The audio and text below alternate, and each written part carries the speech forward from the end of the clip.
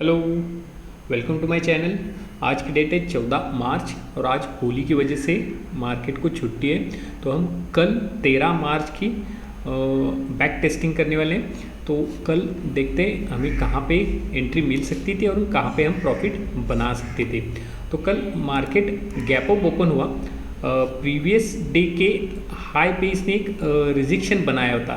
ये पूरा rejection zone था, वहाँ से ये नीचे आया।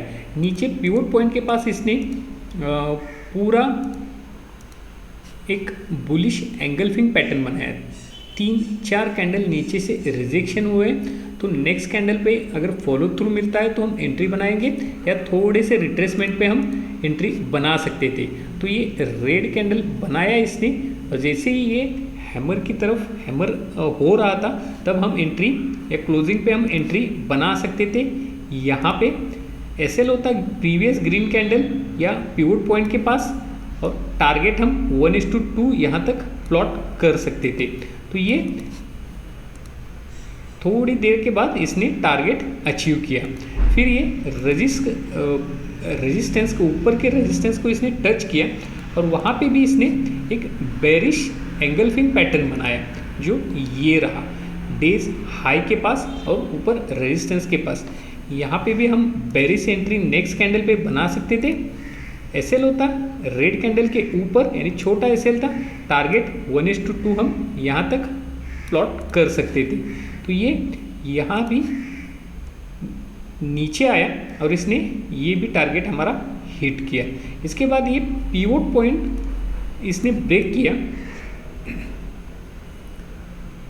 और वहाँ पे एक सपोर्ट लेके ये ऊपर आ रहा था, तो प्राइस ऊपर आ रहा था। तो यहाँ पे एक इसने हमने यहाँ पे एक ट्रेंड लाइन ड्रॉ की जो ये रही।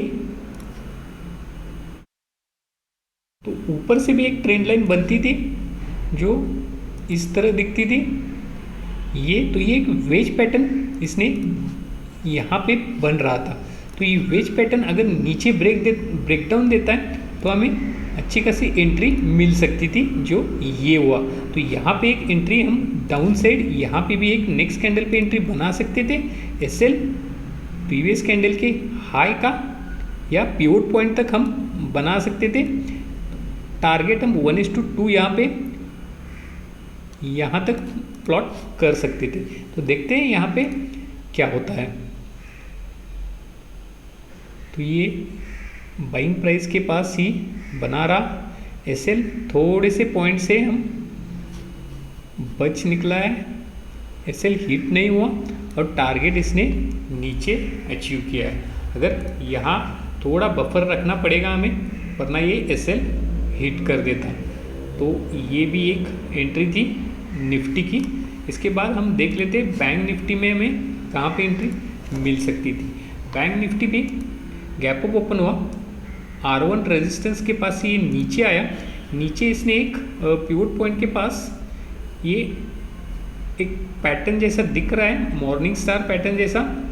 तो देखते हैं हम यहाँ पे एंट्री तो बनेगी नहीं।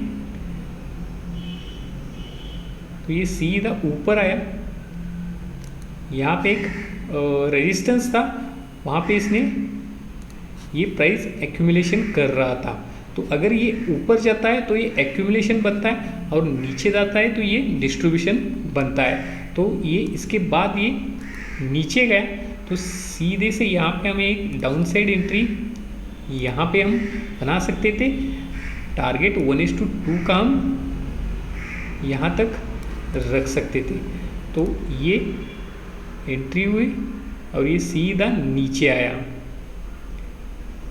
ये हमें यहाँ पे एक अच्छा खासा प्रॉफिट मिल सकता था। इसके बाद यहाँ पे जहाँ पे बैंक निफ्टी ने सपोर्ट लिया वहीं पे ये एक वेज पैटर्न ये भी बना रहा था। तो ये इस तरह बनेगा वेज पैटर्न, ये नीचे की ट्रेंड लाइन और ये अपर साइड ट्रेंड लाइन।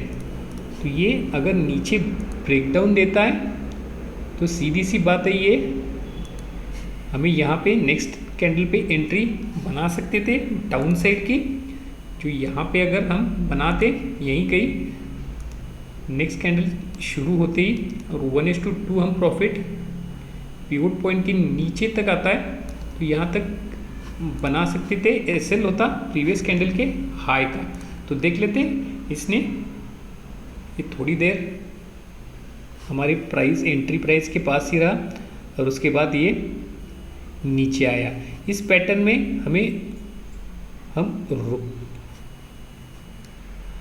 रुकने की वजह ये थी कि यहाँ पे इसने एक बेरिश एंगल फिंग भी दिखाया था, तो यहाँ हम आसानी से रुक सकते थे और हम एसएल भी यहाँ तक ट्रेल करके प्रॉफिट ले सकते थे। तो ये थी बैंक निफ्टी की 2 एंट्री। अभी तो 3 दिन छुट्टी है वीकेंड की वजह से और होली की वजह से, तो मंडे को हम देख लेते हैं मार्केट क्या बिहेवियर करता है और हमें कहाँ पे प्रॉफिट बना सकते थे। Thank you.